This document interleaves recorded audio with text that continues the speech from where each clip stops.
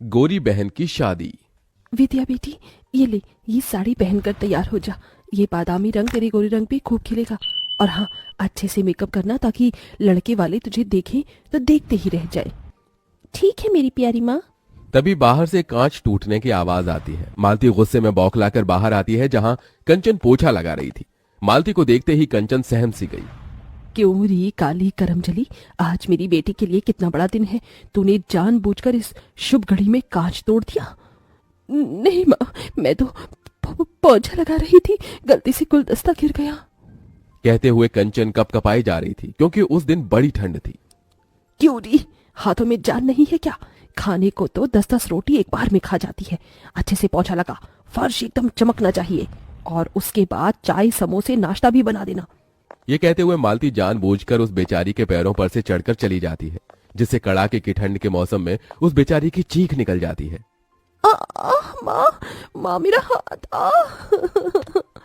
कंचन के साथ ऐसा जुल्म होता देखकर बिछौने पर लकवे में पड़े वासुदेव की आंखों से टप टप आंसू चूने लगते हैं। थोड़ी देर में वसुंधरा अपने बेटे कार्तिक के साथ विद्या को देखने आती है। तभी कंचन चाय नाश्ता लेकर परोसती है। आंटी जी नाश्ता। मालती जी, ये लड़की कौन है? जी ये इस घर की नौकरानी है। ये सुनते ही कंचन की आंखों में आंसू भर आते हैं। वो लड़के वालों के बीच से जाने लगी। तभी विद्या ने कहा, कंचन जरा रुक। माँ जी, ये इस घर की नौकरानी नहीं बल्कि मेरी बहन कंचन है। विद्या के शब्दों में कंचन के लिए एक बड़ा मान था। बड़ा प्यार है दोनों बहनों के बीच। बहन, मुझे मेरे कार्तिक के लिए आपकी विद्या पसंद है। तभी कंचन को उसके काले रंग के लिए नीचे दिखाते हुए मालती ने इतरा कर कहा, पसंद तो आनी ही थी वसुंधरा जी। मेरी विद्या किसी होर से कम थोड़ी है। गोरी है, सुंदर है, कोई भी खोट नहीं है मेरी बच्ची में। अच्छा जी, अब हम चलते हैं, जल्द ही बारात लेकर आएंगे।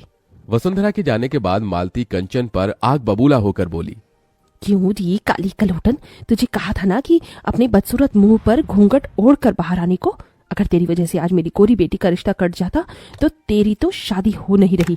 कम से कम अपनी बहन का तो घर बस जाने दे। अपनी सौतेली माँ मालती का दिया गया ताना कांटों की तरह कंचन के मन पर जा लगा।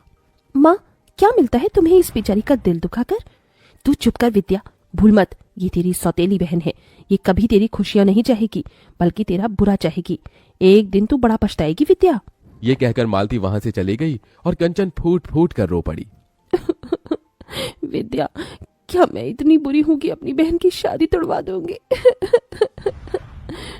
विद्या ने कंचन के आंसू पोंछे और डबडबाई आंखों से उसे देखकर कहा, मेरी बहन, माँ ने सिर्फ तेरा ऊपरी रंग देखा, आज तक तेरा प्यार भरा मन देखा ही नहीं।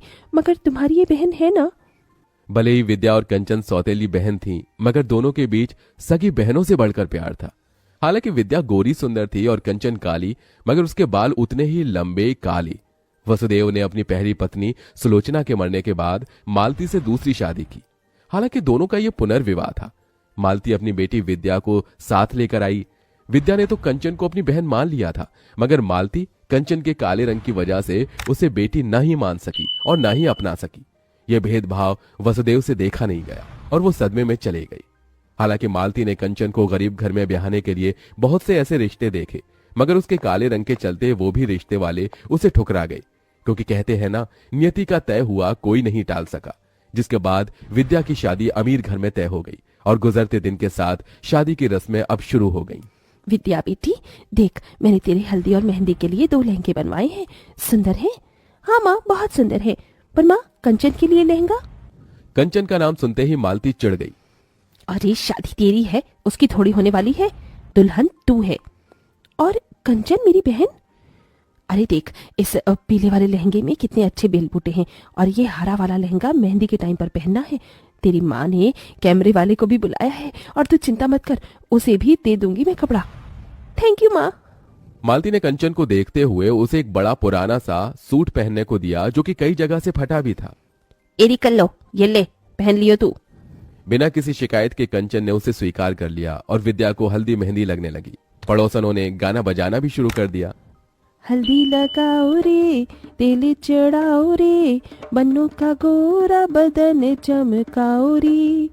मेरी बच्ची कितनी सुंदर लग रही है। अरे मालती, अब क्या विद्या को हल्दी में ही नहला देगी? और क्या, रज रज के हल्दी लगाऊंगी, तभी तो मेरी विद्या का गोरा रंग खिलेगा। सबने बारी बारी से विद्या को हल्दी लगाई, मगर कंचन एकदम पीछे खड़ी थी। कंचन, तू अपनी बहन को हल्दी नहीं लगाएगी? आना, दूर क्यों खड़ी है? तभी मालती ने कंचन को हल्दी लगाने से रोक दिया। क्या हुआ माँ, तुमने मुझे रोक क्यों दिया? क्योंकि मैं नहीं चाहती कि तू अपने इन मनहूस काले हाथों से मेरी बेटी को हल्दी लगाए।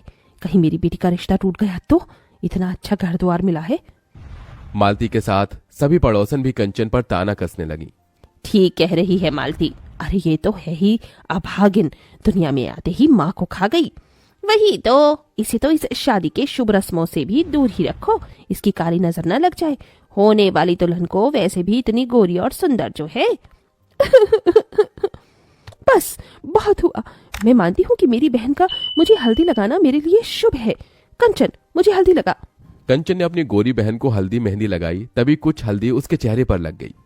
हे राम, ये तो अपशकुन है, दुल्हन की हल्दी इसे भी लग गई। कंचन उस हल्दी को धोने लगी, तभी रुक जा कंचन, कहने दे इन्हें जो कहना है, मेरे लिए ये शुभ शगुन है।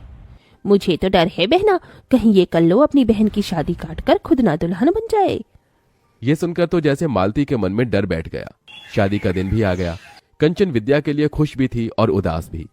विद्या, आज तू अपनी सवागन बहन को छोड़कर ससुराल चली जाएगी और मैं इस घर में तेरे बिना अकेली रह जाऊंगी। तभी दुल्हन बनी विद्या अपने बालों में से थोड़ा गजरा निकालकर कंचन के बाल में लगा देती है। इस गजरे में तो मेरी बहन के लंबे काले बाल एकदम कह ढा रहे हैं। इतने में बारात आ जाती है। तभी मालती कंचन को अपने पास बुलाती है।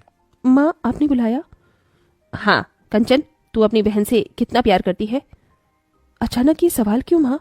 क्योंकि मैं जानती हूँ जब से विद्या का रिश्ता इतने बड़े घर द्वार में लगा है तो उसे देखा नहीं जा रहा, इसीलिए तू ये रिश्ता काटना चाहती है ताकि तेरी ताल गल सके और तेरी कोरी बहन की जगह कार्तिक से तू शादी कर सके। ये सुनकर कंचन टूट सी गई। नहीं माँ, ऐसा नहीं है। अगर ऐसा नहीं है तो फिर क्यों सजी धजी है तू? शादी तो तेरी बहन की है, साबित कर दे कि तू मेरी विद्या का बुरा नहीं चाहती। और फिर कंचन ने वहां रखा गमला अपने पैरों पर गिरा लिया, जिससे कि ठंड के उस मौसम में वो तड़प गई। माँ, लो माँ, इस बदनसीब बहन ने साबित कर दिया। आप अगर चाहती हैं कि मैं विद्या की शादी में शामिल ना हूं तो मैं नहीं जाऊंगी माँ। तभी दूर से आदर्श ने ये सब देखा। उधर विद्या कंचन को ढूंढने लगी। आदर्श ने उसे सारी बात बता दी, साथ ही अपना फैसला सुनाया। वसुंधरा मामी, मैं कंचन का हाथ थामना चाहता हूँ, उससे शादी करना चाहता हूँ। ये सुनकर विद्या कंचन के लिए बहुत खुश हुई। देखा माँ, जिसकी जोड़ी जब लगनी होती है ऊपर वाला उसे मिला ही देता है। देखो, मेरी बहन का खुशियों भरा भाग्य उसके सामने खड़ा है। मालती के मन में पछतावे का गुबार भरा था, जो आंसू बनकर बहने लगा। कंचन बेटी, अपनी माँ को माफ कर दे, मेरा ही मन मैला था, इसीलिए विद्या के लिए तेरा प्यार कभी देख न सकी। बोल, तेरे लिए क्या करूं? बस इतना कर दो माँ कि आज अपनी इस बेटी को मायके की चुनरी ओढ़ाकर विदा कर दो। ये सुनकर सभी का दिल निकल आया, जिसके बाद कंचन का कन्यादान उसकी गोरी बहन के साथ उसी मंडप में हो गया और दोनों विदा हो गईं।